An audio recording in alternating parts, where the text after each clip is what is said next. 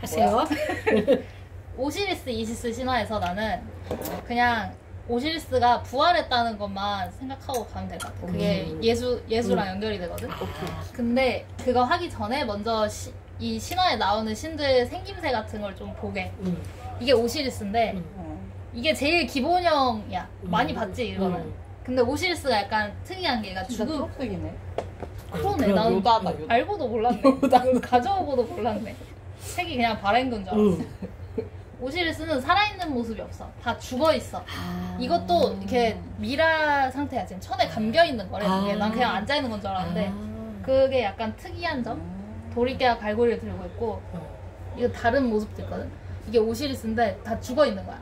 근데 약간 특이한 건 여기 남근이 불쑥 쏟아있는 거. 강조돼 있는 거. 이것도 약간 뒤에 중요하게 나와. 남근에 대한 게. 이 사람이 이시스. 보통 시스 드레스를 입고 한 손에 파피루스 지팡이, 다른 손에 앙크라는 걸 들고 있어. 이게 저것도 유명한데. 이게 생명을 의미하는 상형문자래. 이렇게 들고 있고 이 위에 보좌가 있어. 이게 왕자를 형상화한 거래. 이게 이시스의 권위와 신성한 힘을 나타낸다. 그리고 이렇게 날개가 있는 모습이 있는데 이 날개가 보호를 상징한대. 그리고 아예 솔개로 변신을 할 수도 있대. 이시스는.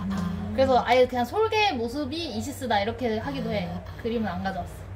이것도 유명하지? 이거 엄청 유명하지? 얘가 세트야. 얘가 세트야? 세트가 보통 자칼, 아프리카 들깨, 하이에나 등을 닮은 모습이고 일반적으로 이집트 학자들은 갯과 동물로 본대. 갯과 동물한 인간 모습? 세트가 멋있네. 나도 좀 그랬어. 세트 캐릭터성도 좋아. 멋있네. 언니가 이게 좀 안 가져왔는데. 약간 포악한 짐승으로 묘사가 많이 됐대. 돼지나 하마 같은 걸로 표현하기도 하고 뭐 그래요. 이 사람 배우자인 신도 있는데 그 사람은 이시스랑 생김새가 똑같대. 그냥 쌍둥이처럼 솔개로 변신하는 것도. 그리고 이게 아들 호루스. 호루스는 매예요. 매. 매의 머리를 한 인간 모습이 디폴트고 얘도 아예 매로 변신이 가능하대. 그렇습니다. 이게 신들이 다 동물 머리를 하고 있는 게 약간 이집트 신 하면 또 연상되잖아. 그게. 맞아. 근데 이렇게 인간 모습을 한 신을 뭐야 이게. 그러니까 이집트 종교를 이 로마 사람들은 약간 좀 이상하게 보기도 했대. 이렇게 그 괴물들을 숭배하는 막 그런 것처럼. 근데 이게 약간 이게 선입견인 게 일단 신을 동물의 형상으로 표현하는 게 이집트 문명 고유의 특징은 아니래. 고대 근동지역 전체, 인도, 그리스, 로마에서도 동물의 형상으로 표현된 신을 쉽게 찾아볼 수 있다고 했어.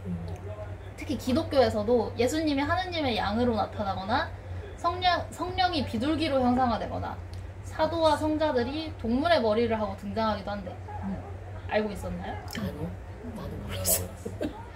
근데 이제 서구의 집단 상상 체계에서 동물 또는 반동물 모습의 신 하면 이렇게 이집트랑 이렇게 연결이 되는 그런 게 있는 거야. 좀 거칠게 뭉뚱그리는. 이게 고정관념에 대한 책이었어, 이집트에. 그래서 이제 조금 더 설명을 해보자면 고대 이집트인들은 우주가 별개의 두 개의 세계로 이루어져 있다고 생각했대. 눈으로 볼 수 없는 저 너머의 세계와 우리 눈에 보이는 이렇게 세계, 이렇게 두 개. 그래서 저 너머의 세계는 신들과 죽은 자들의 영역으로 사물과 존재의 진정한 본질, 현상의 진정한 원인이 있는 세계로 봤대. 근데 우리가 인식하는 이 세계는 그냥 덧없이 변화하고 단편적인 외관들만 볼 수 있는 세계, 이렇게 본 것 같아. 근데 엄마가 한 거랑도 약간 설명이 연결되는 것 같아. 죽은 후에 뭔가 구원받는 뭐 그런 느낌적인 느낌. 어쨌든 저 너머의 진정한 세계를 우리가 인식 가능한 기호들을 통해서 추상적으로 비춰보고 있는 건데 이 동물이 두 세계를 연결하는 매개자 역할을 한 거야. 왜냐면 동물의 존재 방식이 인간의 존재 방식이랑 차이점이 있잖아. 그 능력 같은 게 더 뛰어난 부분도 있고 약간 그래서 동물들이 인식하는 세계가 그들이 감지하는 그 무언가가 신들의 속성을 전달하는 역할을 해줄 수 있다고 여긴 거야. 그러니까 실제로 동물을 숭배했다기보다는 이제 동물을 하나의 기호적인 거시기로 본 거지. 그리고 이런 매개체는 동물만 있는 게 아니라 식물이나 그냥 광물, 인공물 등이 하기도 했대. 그러니까 동물 신은 이집트 신이다. 약간 이런 느낌이 고정관념인 거지. 없어 이제.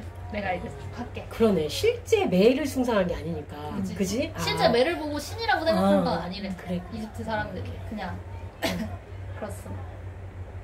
이제 고대 이집트 왕권 신화 책을 읽었어요.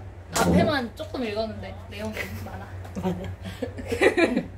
마이클 베이전트가 2006년에 출간한 지저스 페이퍼라는 책에서 예수의 정체에 대해서 다음과 같이 말합니다. 예수 종교의 근원이 고대 이집트의 인문 신비 의식에 있다고.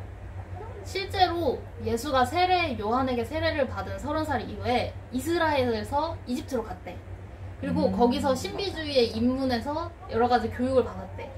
그러니까 베이전트의 주장에 따르면 신약 성경에 예수의 언행으로 기록된 많은 부분들이 고대 이집트의 신비의식 내용을 소개한 것이고 예수가 실제로 죽거나 부활한 것은 아니라는 거지.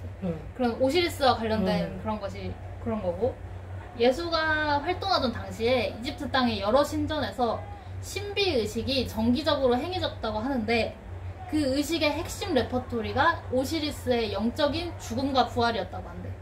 그래서 오시리스를 섬기는 남신관들과 아시스를 섬기는 여신관들이 비밀스럽게 신들의 세계로 들어가는 의식을 치렀대. 여기 벌써 목이 아파. 여기서 의식이란 히에로스 가모스라고 하는데 그냥 성관계를 하는 거래. 결합으로서의 결혼, 신성한 여성과 성의식을 통해 신과 대면한다 뭐 이런 거. 그래서 실제로 중세 때부터 약간 사이비랑 비슷하네 요새. 그러니까 근데 종교라는 건 원래 그렇지 않나요?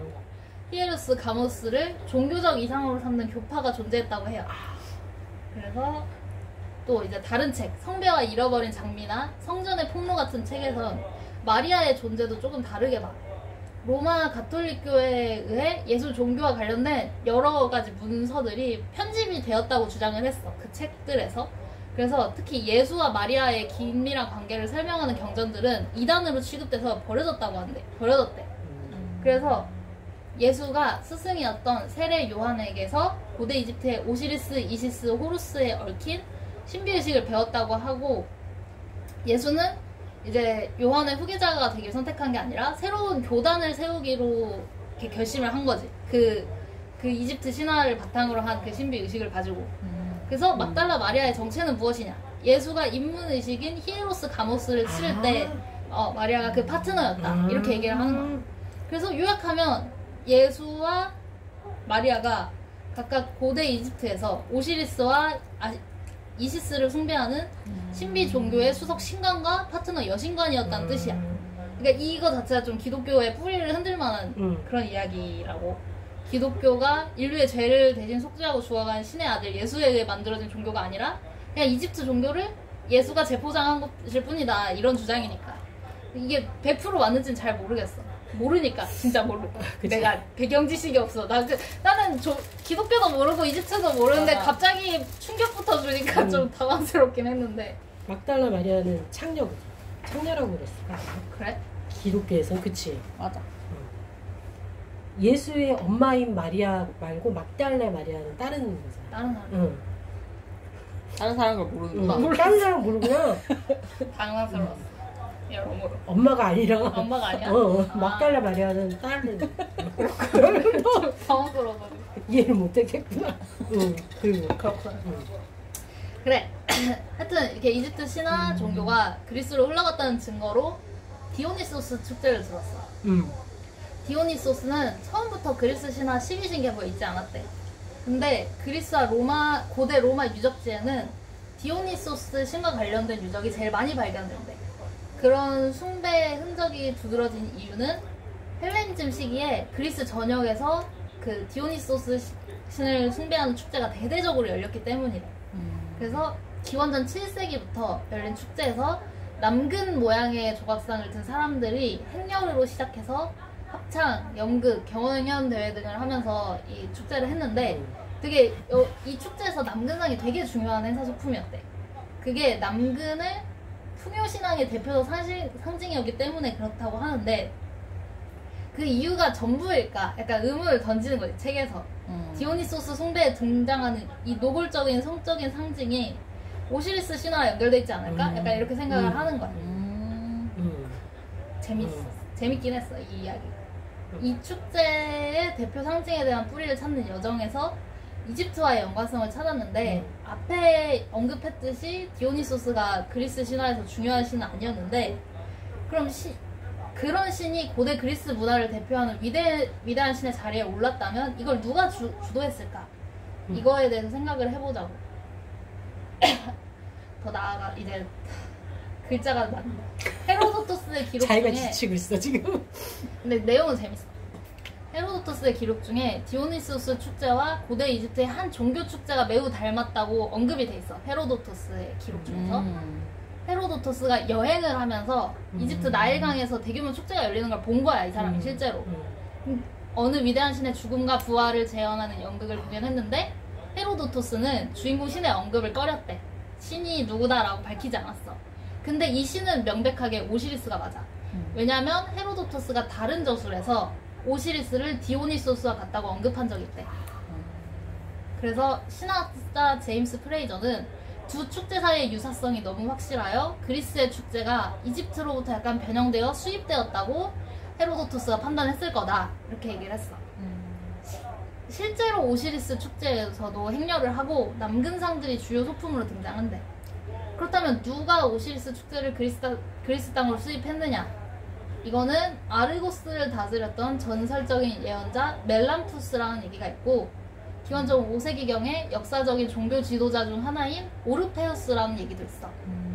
어쨌든 되게 중요한 사실 하나는 디오니소스 종교가 그리스에서 갑자기 확 생겨난 건 아니라는 거지. 이집트에서 넘어온 거지.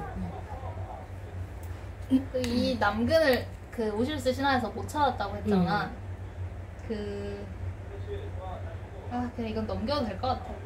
그냥 그게 연결이 되는 거지. 물고기가 먹어버렸지. 물고기가 먹어버려서 그 이시스가 이거를 숭배하려고 했대. 이걸 가져가서 특별히 숭배하도록 만들었대. 신전에 봉헌한 다음에. 그래서 이제 오시리스 남근 축제를 비롯해서 이게 섬기는 대상이 됐다. 그런 내용. 이게 연결고리였고, 이제 할 것은 근대 서부에 고대 이집트가 들어오는 그런 과정을 한번 역사적으로 약간 들어가겠습니다. 일단 피타고라스 학파 알지? 그게 약간 종교적인 것도 알지? 종교적인. 이런 피타고라스 학파의 비밀 제의식이 오시리스 신화를 바탕으로 하고 있대. 이거와 관련된 설명이 좀 길었는데 길어서 뺐어. 앞에 있었어. 오케이. 앞장에서 설명을 했는데 어쨌든 중세를 거치면서 피타고라스 교단의 가르침을 바탕으로 여러 비밀 결사 조직이 생겼대. 그 중에 하나, 제일 유명한 게 프리메이슨. 프리메이슨이 잉글랜드와 스코틀랜드에서 14세기경에 석공 조합원들이 모여서 만든 비밀 종교 결사체예요. 16세기에 프리메이슨이라고 이름 바꿨고 스코틀랜드를 중심으로 비밀 뭐? 비밀 종교 결사체. 비밀. 종교 결사체야. 이게 왜 비밀이냐면 이 프리메이슨의 신앙과 교리가 일반 사회에서 받아들여지지 않았대. 그래서 비밀스럽게 한 거야. 예. 이 프리메이슨 등급 자체가 도제, 숭령공, 장인 이렇게 등급이 나뉘는데 이게 피타고라스 교단의 형식을 본뜬 거예요. 피타고라스 옹문이니까. 실제로 프리메이슨이 이제 영향을 준 그런 것들을 얘기해 볼게요.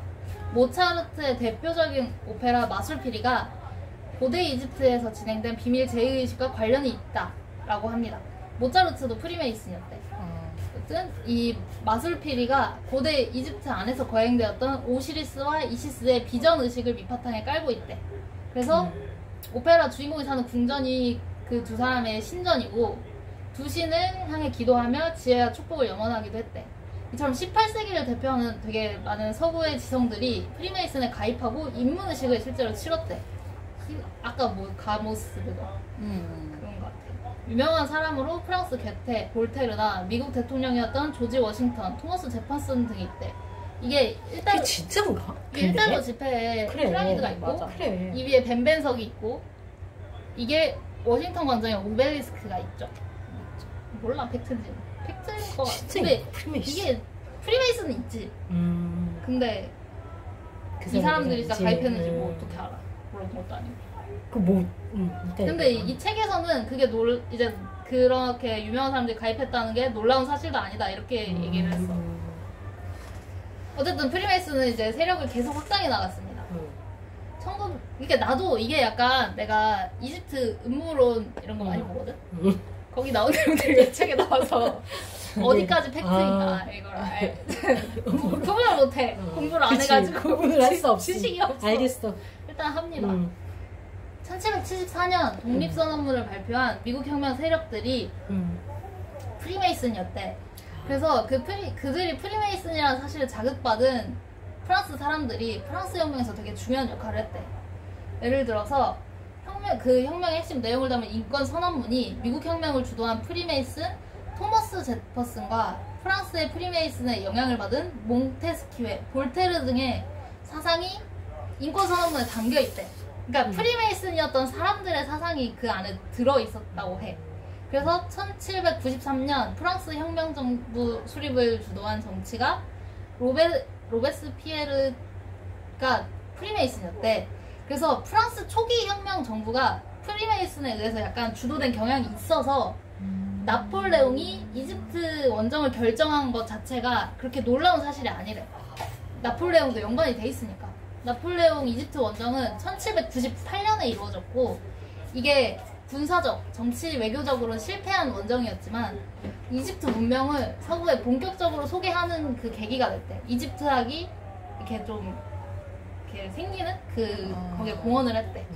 왜냐하면 나폴레옹 원정단이 로제타석이라는 걸 발견했는데 이게 서구 사회의 1000여 년 정도 암호로만 여겨졌던 이집트 상형 문자를 해독할 수 있는 중요한 계기가 됐대. 이집트 원정을 떠난 그 당시에 나폴레옹이 프리메이슨이었는지 여부는 알 수 없는데 그 나폴레옹이 형제가 4명 있는데 그 4명이 전부 다 프리메이슨이었대. 그리고 그들 중에 2명이 되게 요직에 있었다고 해. 그 나폴레옹 할 때. 그리고 자기 입으로 나폴레옹이 군대는 프리메이슨이고 나는 그 조직의 최고 수장이다. 뭐 이런 말을 했대. 그렇다. 그리고 좀 있긴 한데 일단 이거는 아예 다른 거라 넘어가. 힘들어. 끝? 끝. 상형 문자 얘기가 있긴 한데.